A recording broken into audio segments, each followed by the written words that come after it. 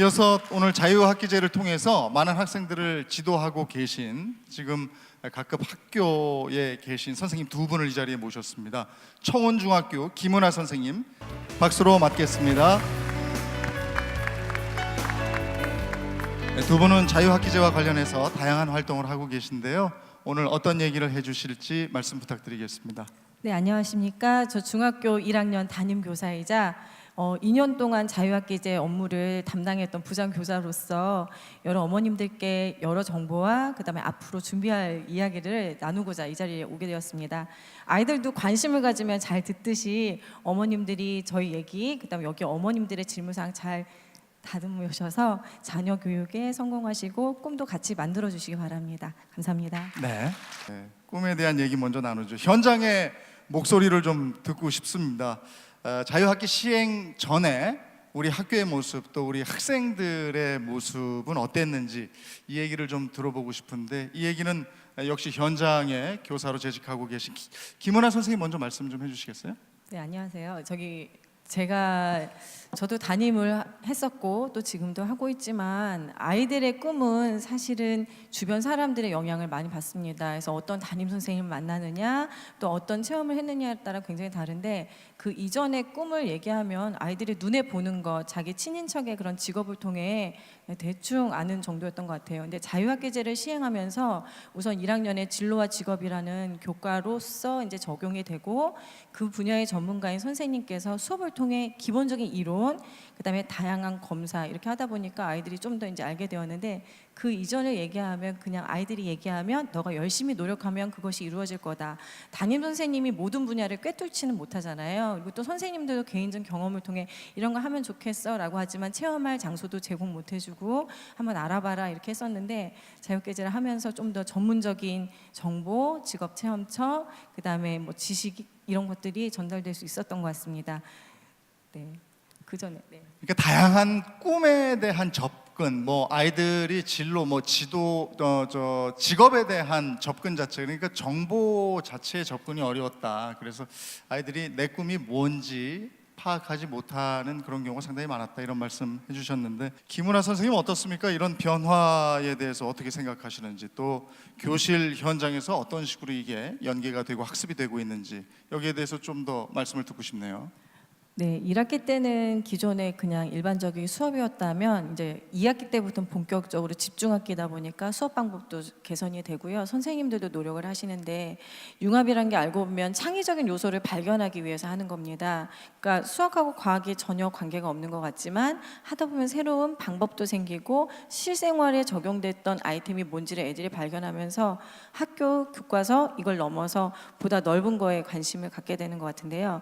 이제 제가 수학과에서 융합 수업하는 걸 잠깐 봤었는데, 아이들이 이제 수학 공부 잘하는 애들은 조용히 앉아서 자기 문제 잘 맞추고 100점 맞는 아이였는데, 이제 이 아이들이 융합에서는 또 과학적인 요소가 또 필요하니까 다른 친구의 도움을 받아서 또 상승하기도 되고요. 또 소극적이어서 좀 이론 중심의 아이였던 아이들이 또 수학은 잘 못하지만 뭔가 조작 능력이 좋아서 잘 만드는 아이들의 도움을 받기도 하는 등 서로가 상승 효과가 있었던 것 같습니다. 그래서 정말 입 다물고 조용했던 공부만 했던 아이가 어느 순간에 남한테는 학습을 전달해 주기도 하고, 공부는 조금 미진했지만 자기가 알고 있는 기술을 통해 저 아이들한테 좀 더 재미나게 표현하는 방법을 알려주니까 두 아이들의 좀 좋은 모습을 보여서 저희 수업 때 카멜레온 수학이라는 용어로 이제 개설을 했었는데요.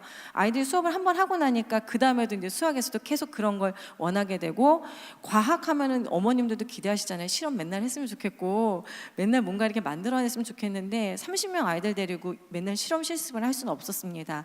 하지만 자유학기제가 되면 시간에 쫓기지가 않기 때문에 아이들이 좀 연속 수업으로 블록으로 묶어서 2학기가 되면 집중학기 때 주제 선택 프로그램으로 탐구 관련 이제 프로그램들 만들게 되는데요. 아이들이 직접 선생님 강의는 일부 듣고 그걸 통해서 실험 설계를 한 다음 직접 실험을 해본 결과를 아이들이 좀 정리하고 보고서까지 완성해야 되기 때문에 그냥 하고 끝이 아니라 준비, 완성, 평가까지 돼서 2시간의 좀 수업이 좀 알찼던 것 같습니다. 그래서 자유학기제 뭐니 특징은 뭐냐면 그냥 듣는 게 아니라 만들고 표현하고 하는 거. 그래서 제가 오늘 여기 오면서 내가 2년 동안 뭐 했을까, 애들하고 가장 행복했던 게 뭐였지 했더니 직업 체험한 거 몇 가지만 읊어드리면 CGV에서 지원을 받아서 영화를 한 편 만들었습니다. 25명 아이들이 직접 글 쓰고 연기 다 못하지만 연기하고 촬영하고 편집하고 상영까지 하게 되니까요. 필름이라는 결과물이 나왔고 평생 잊지 못할 추억을 만들었는데 이게 자유학기제니까 가능한 거지 어떻게 2시간 만에 1시간 만에 영화를 만들겠어요. 휴대폰으로 30초 영상 그렇게 만들어지지 않고 다 집에 가져가서 만드는 꼴이잖아요. 근데 자유학기제는 학교를 통해 전문적인 도움도 받고 또 아이들 앞에 인정받죠. 아까 제가 전혀 몰랐는데 신창중학교 아이들 연주 공연할 때 얼굴을 제가 유심히 봤더니요. 보라색 옷 맨 처음 올라왔을 때 애들이 웃고 있었어요. 애들이 한박 웃음으로 웃고 있었고 두 번째는 좀 얼굴이 싹 변하더니 심각한 표정으로 진지한 모습으로 연주를 했는데 자유학기제를 하게 되면 이런 무대도 두렵지 않고 악기가 사실 되게 무서워요. 저거 잘못 치면 너무 창피하잖아요. 두려움 없이 협력하는 모습을 자유학기제를 통해 애들이 키워가지 않을까.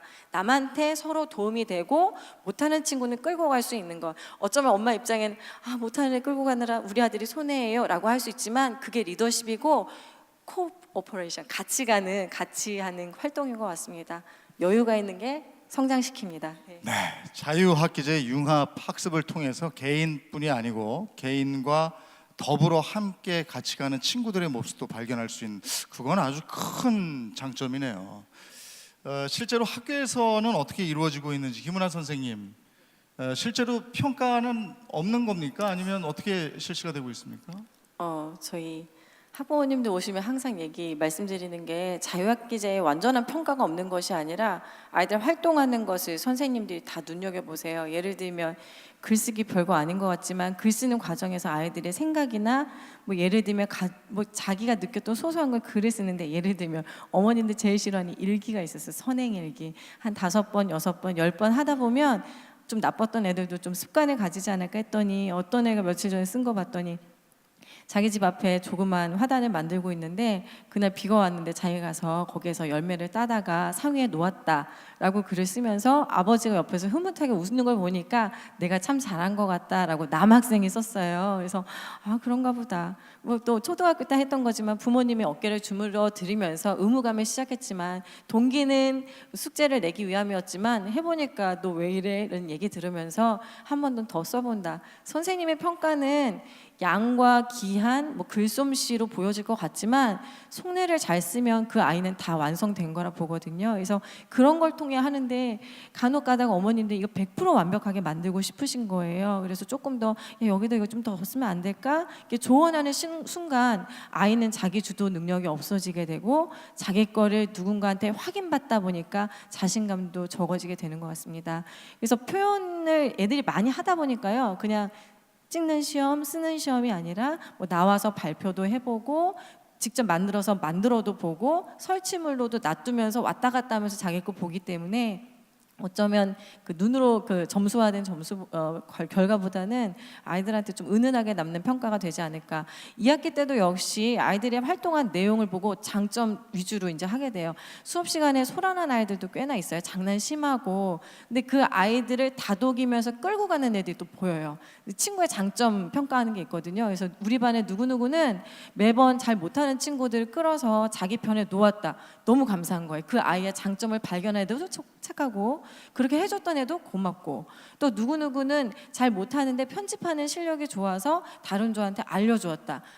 요새는 선의의 경쟁을 실천하기 참 어려운데도 남한테 알려주는 거 보면 걔는 좋은 동창이 될 거고 좋은 친구로 기억이 될 것 같아요. 그래서 자유학교에는 이제 평가 점수가 A, B, C, D도 점수도 등수도 없지만 선생님들은 아이들이 잘 살아갈 수 있도록 해주는 거. 그리고 저는 담임 입장에서 매일매일 애들이 웃으면서 집에 갔으면 좋겠어요.